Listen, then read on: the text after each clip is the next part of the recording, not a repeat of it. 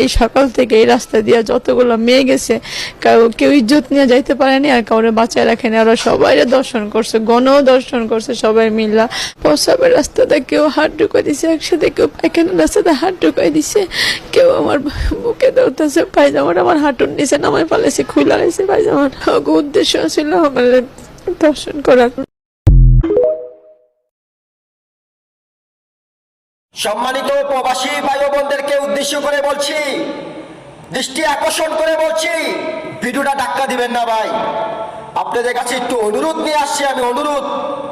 এই সরকারকে দেখা দিতে হবে 1,30,00,000 প্রবাসী কি করতে পারে বাংলাদেশের জন্য, বাংলাদেশের জন্য কি করতে পারে এটা দেখাই দিতে চাই আমরা প্রবাসীরা।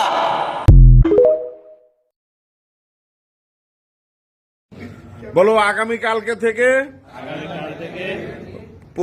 প্রত্যেকটা রুটে